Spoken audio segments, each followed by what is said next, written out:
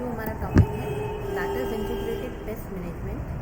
और integrated pest management का मतलब है कि अगर कहीं पर पेस्ट ने इन्फेक्ट किया है तो सभी तरीके के जो मेथड्स हैं उनको एक साथ अप्लाई करके और उनसे ट्रीटमेंट करना कि किस तरीके से हम उन डिजीज़ के ऊपर कंट्रोल कर सकते हैं। तो ये एक कलेक्टिव अप्रोच है जिसमें सभी तरीके के मेथड्स को हम लोग एक साथ अप्लाई करते हैं और उसके बाद उस डिज़ीज़ को कंट्रोल कर सकते हैं। So integrated pest management is a collective approach to control all disease causing agents is known as integrated pest management. For example, the disease causing agents are called pests. Either it may be insects, nematodes, fungi, bacteria, viruses, etc. Why IPM is required? आखिर ये IPM की ज़रूरत क्यों पड़ी? To minimize the use of chemicals being used as fertilizers, fungicides, bactericides, nematicides, as all the chemicals after biological magnification, they cause different type of cancers, skin diseases, digestive tract diseases and many more harm to humans as well as environment. So हम सभी जानते हैं कि chemicals को हम लोग fertilisers, fungicide, बैक्टीरियासाइड, निमेटिसाइड etcetera के form में लगातार यूज़ करते जा रहे हैं और बायोलॉजिकल मैग्नीफिकेशन की प्रोसेस के थ्रू ये लगातार हमारी बॉडी में एक्यूमुलेट होते जा रहे हैं और हमें डिफरेंट टाइप के skin diseases, digestive tract diseases, cancers, ये सब हम लोग के लिए कॉज करते हैं। To minimize the useful use of mechanical efforts to promote the useful insects and their eggs to use fungi and other microorganisms to control the disease is known as IPM. In all integrated pest management, all the methods to control disease are collectively implicated. Chemical method, mechanical method and biocontrol method. So chemical method में हम क्या करते हैं? It is favorable but we should use a minimum quantity of chemicals, so minimum use of less harmful chemicals. Mechanical method is favored by use of mechanical methods and removal of diseased plants, and biocontrol method is the most important one जिसमें कि हम biological agents को ही use करते हैं किसी दूसरी disease को या biological agents के थ्रू जो harmful हो रही है उसको कंट्रोल करने के लिए। तो biological control agents and antagonism क्या है? If biological agents either insects, pest और any other living agent is used for biological control is known as bio control. Sometime bio control agents works on the phenomena of antagonism. आखिर ये antagonism क्या है? कि अगर एक living organism की growth किसी दूसरे लिविंग ऑर्गेनिज्म की ग्रोथ को कंट्रोल करती है तो उसको हम कहते हैं antagonistic effect. When growth of one living organism checks the growth of the other micro organism is this phenomena is known as antagonism and this effect is known as antagonistic effect.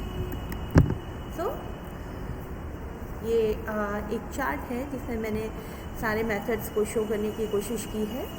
तो ये मैंने एक यहाँ पर seminar में अपना paper present किया था, पोस्टर प्रेजेंट किया था, तो उसी समय पे ये बनाया था चार्ट मैंने। उस समय मैं बॉटनी की हेड ऑफ द डिपार्टमेंट थी एंड साथ में उसके पहले IPM में चंद्रशेखर आज़ाद कृषि विश्वविद्यालय में मैं SRF भी थी, तो उस समय पे IPM में हम काम करते थे, तो इसीलिए वही डेजिग्नेशन में आप लोग को दिखाई दे रहा है। तो रासायनिक खाद एवं कीटनाशकों का मानव जीवन पर प्रभाव, यानी कि जो ह्यूमंस के जितने भी इंटरनल बॉडी पार्ट्स हैं सारे जो है केमिकल से इफेक्टेड है। और यहाँ पर देखिए एकीकृत नाशी जीव प्रबंधन यानी कि इंटीग्रेटेड पेस्ट मैनेजमेंट के कौन कौन से मेथड्स हैं जो हम लोग लगातार यूज़ करते हैं? Chemical, mechanical and bio control method. तो सबसे ज़्यादा एक्सरसाइज हम लोग करेंगे बायो कंट्रोल मैथड्स पे यहाँ पर। तो यहाँ देखिए ये बायो कंट्रोल के 3 मेथड्स हैं जिनको मैंने यहाँ पर डिस्क्राइब किया हुआ है। सो फर्स्ट इज़ लाभदायक कीटों द्वारा हानिकारक कीटों को नियंत्रित करना, यानी कि एक जो यूज़फुल इंसेक्ट है उसको इंसर्ट करके किसी हार्मफुल इंसेक्ट की ग्रोथ को चेक करना, यानी कि एंटागोनिस्टिक इफेक्ट के फिनोमेना पर ये काम करता है। तो इसमें दो तरीके की चीज़ें हम देख सकते हैं। एक तो इंसेक्ट्स, ऐसे इंसेक्ट्स जो किसी दूसरे इंसेक्ट को फीड करते हैं और दूसरे इंसेक्ट के ऊपर फीड करते हैं। सो जैसे कि यहाँ पे क्राइसोपल्ला है, ड्रैगन फ्लाई है, मधुमक्खी है, मकड़ी है, ये दूसरे इंसेक्ट्स को फीड कर जाती हैं, उनके ऊपर उनको खा जाती हैं और वहाँ पर हार्मफुल इंसेक्ट्स की पॉपुलेशन को कम करती हैं।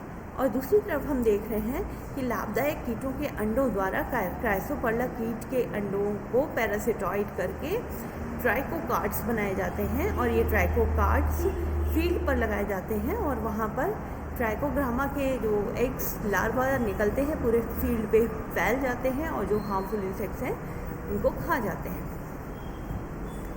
दूसरा देखिए, मादा हार्मोन की ल्योर द्वारा नर कीटों को शिकंजे में कैद करना, ये फेरोमोन ट्रैप का मेथड है। तो इसमें हम देख रहे हैं कि एक फेरोमोन ट्रैप होती है, ये जो सबसे नीचे आपको लगी हुई दिखाई दे रही है, इसमें नीचे नेट लगी हुई है। तो इसमें क्या होता है कि ये सब जो इंसेक्ट्स हैं इनकी एक फीमेल, इसमें जो क्या होता है कि जो मेल इंसेक्ट है वही ज़्यादा हार्मफुल है और वही ज़्यादा नुकसान पहुंचाता है फसलों को। तो क्या किया जाता है, जो फीमेल इंसेक्ट है उसकी एक स्मेल वाली टैबलेट्स आती हैं जिनको कि यहाँ पर इंसर्ट कर दिया जाता है। इस जो फेरोमोन ट्रैप है इसमें यहाँ पर एक जगह बनी होती है जहाँ पर हम उस टैबलेट को फिक्स कर देते हैं, जिससे कि मेल इंसेक्ट्स को लगता है कि वहाँ पर कोई फीमेल इंसेक्ट है और ये जाके उस में कैप्चर हो जाते हैं। ये उसमें अंदर तो जा सकते हैं लेकिन फिर वहाँ से बाहर नहीं निकल पाते और नेट में जाके बंद हो जाते हैं। तो ऐसा लेपिडोप्टेरा और कोलियोप्ट्रॉन दो इंसेक्ट्स हैं, उनको कंट्रोल करने के लिए ऐसा किया जाता है। यहाँ पर एक जो तीसरा मेथड है ये भी एंटागोनिस्टिक इफेक्ट पे ही बेस्ड है। यहाँ पर क्या किया जाता है कि एक फंगस है जिसका नाम है ट्राइकोडर्मा। तो जो ट्राइकोडर्मा फंगस है उसको हम लोग लैब में कल्चर करते हैं, उसको ग्रो करते हैं, फिर उससे ट्राइकोडर्मा पाउडर या उसका सस्पेंशन बनाकर उसको सेल किया जाता है, जिसको कि फील्ड पर अप्लाई करने पे ये जो फंगस है ट्राइकोडर्मा ये हार्मफुल फंगस को फीड करता है, उसको ख़त्म कर देता है। तो ये जो है कुछ मेथड्स हैं जिनके द्वारा हम लोग बायो कंट्रोल कर सकते हैं। There could be 2 ways to benefited by useful insects. तो जो फर्स्ट वाला आप देख रहे थे उसमें क्या है कि यूजफुल इंसेक्ट्स जैसे कि dragonfly, honey bee, spiders, chrysoperla, ये सारे इंसेक्ट्स को यूज़ करके उनको लेबोरेटरी में फ्रेंड इंसेक्ट्स को हम डेवलप करते हैं, उनको ब्रीड कराते हैं और फिर जाके फील्ड में उनको छोड़ देते हैं। तो this useful insects feed upon harmful insects. So some insects are useful to human beings, therefore they are called friend insects. These insects feed upon harmful insects, for example Chrysopolla, dragonfly, honeybee, spiders, etc. These insects are breeded and cultivated in laboratories and let free in the diseased fields and the environment. These useful insects feed upon harmful insects and make the environment clean. By using egg parasitoids and developing trichocards, in this method the eggs of these of useful insects is parasitoid by eggs of other useful insects like Quasida. Eggs are parasitoid by Trichogramma. Then these parasitoid insects are used to prepare trichocards by sticking eggs on cards. These cards are kept on freezing temperature, transported to field in ice boxes. हाँ, इनको ice box में ही carry करना होता है, क्योंकि जैसे ही इनको normal temperature मिलता है यानी कि थोड़ा सा भी टेम्परेचर बढ़ता है तो ये हैच कर जाते हैं और हैच करके उसमें से इंसेक्ट्स निकलने शुरू हो जाते हैं। These trichocards are stapled with the leaves in disease field and eggs hatch to liberate new trichogramma insects. These insects feed on harmful insects and play an important role to control disease. और इनमें जो निकलते हैं सारे insects वो क्या करते हैं, हार्मफुल इंसेक्ट्स के ऊपर फीड करते हैं और एनवायरनमेंट को क्लीन रखते हुए डिजीज़ पर कंट्रोल कर लेते हैं। मीन्स यहाँ पर जो हम लोग एनवायरनमेंट क्लीन रखने की बात जो कर रहे हैं, तो वो आप समझ सकते हैं कि हम यहाँ पर कोई केमिकल्स का यूज़ नहीं कर रहे हैं और हम एनवायरनमेंट को क्लीन भी रख रहे हैं, और प्लस जो डिजीज़ कॉजिंग एजेंट्स हैं, जो इंसेक्ट्स हैं, जो पेस्ट हैं, हम उनको भी कंट्रोल करते जा रहे हैं। ये देखिए, ये क्राइसोपर्ला कितना खूबसूरत इंसेक्ट है। मैं जब इसको जब भी देखती हूँ तो मन करता है देखती ही रहूँ, बहुत खूबसूरत है। मतलब नेचर में ये आपको दिखाई देते हैं, पर कई बार क्या होता है कि हम लोग को ये पता ही नहीं होता है ये हमारे यूजफुल फ्रेंड इंसेक्ट्स हैं और हम लोग उनको किल कर देते हैं। पर ऐसा नहीं करना चाहिए, हमें ये पता होना चाहिए कि कौन से हमारे फ्रेंड इंसेक्ट्स हैं और कौन से हार्मफुल हैं। तो हमें फ्रेंड इंसेक्ट्स को कभी भी किल नहीं करना चाहिए, वो हमारे नेचर के लिए बहुत यूज़फुल होते हैं। और इधर देखिए, ये ट्राइको कार्ड है।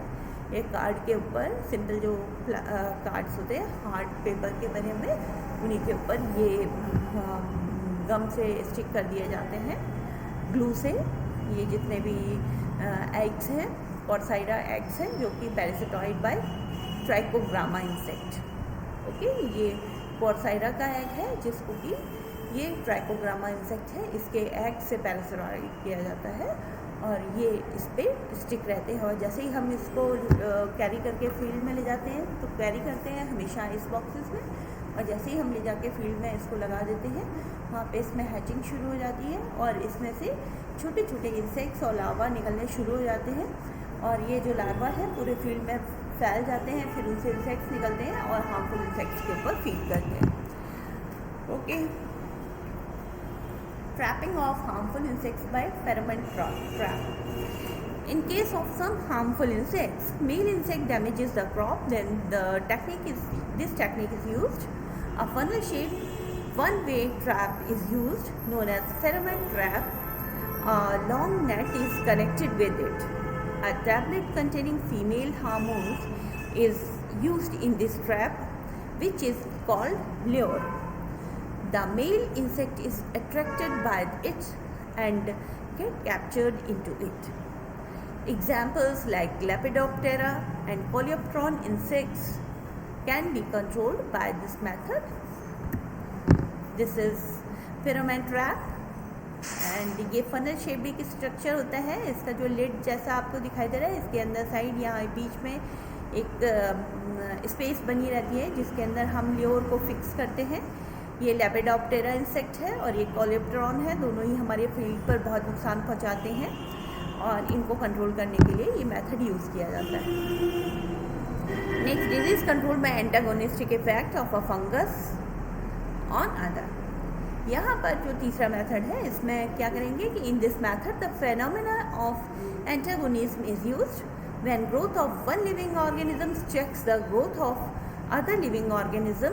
It's called antagonism. The pure culture of antagonistic fungus like Trichoderma harzianum and Trichoderma viride are grown and powder-based formulation is prepared. This powder is used for seed treatment, soil treatment and foliar applications. The powder-based formulation of Trichoderma contains fungal spores as well as fungal mycelium. The mycelial growth of Trichoderma thrives well rapidly after spreading the powder. The growth of harmful fungi get checked. और ये देखिए, ये petrol plates के अंदर बहुत ही sanitised conditions में हम लोग इसको कल्चर करते हैं और कल्चर करने के बाद इनको इस तरह ग्रो किया जाता है। और ये मैंने नेट से कुछ डायग्राम्स लिए हैं। एक्चुअली मेरे जो एक्सपेरिमेंट वाले डायग्राम्स हैं वो थोड़े पुराने हो गए थे, इसलिए मैंने थोड़ी सी नेट की हेल्प ली है और मैं सारे एजुकेशन पर्पज़ के लिए ही यूज़ कर रही हूँ। तो आप देखिए कि ये पेट्री प्लेट्स हैं, इनसे हम लोग पहले कोनिकल फ्लास्क में एंड पेट्री प्लेट्स में इसको ग्रो करते हैं और फिर उसके बाद इसको पाउडर, जो सिंपल टैल्कम पाउडर होता है, उसके अंदर इसको मिक्सअप किया जाता है और फिर उसके बाद इसको फील्ड में अप्लाई किया जाता है। इसके अलावा पाउडर के अलावा इसको पानी के अंदर भी इसका सस्पेंशन बनाकर हम लोग यूज़ कर सकते हैं। तो कुछ बायो इंसेक्टिसाइड्स हैं जो कि मैं आपको बताना चाहती हूँ, जो मार्केट में अवेलेबल है, जैसे कि निकोटियाना टोबैकम का सस्पेंशन बनाया जाता है, घोल बनाया जाता है, जो कि इंसेक्ट्स को कंट्रोल करता है। पायरीथ्रियम क्राइजेंथेमम नाम की एक प्लांट होता है, उससे बनाया जाता है। एजाडेक्टिन यानी कि एजाडेक्टा इंडिका से बनाया जाता है। Bio control agents available in market, trade में नेम है TRI यानी कि ट्राइकोडर्मा से आया है। 002 ट्राइकोडर्मा हार्जेनियम का है। एंड इकोफिट जो कि ट्राइकोडर्मा विरिडी का प्रोडक्ट है। So thank you everyone. I hope कि आपको ये पसंद आया होगा, और अगर आपको पसंद आया है तो आप प्लीज़ इसको लाइक एंड शेयर ज़रूर से करिएगा, एंड चैनल को सब्सक्राइब करें। Thank you.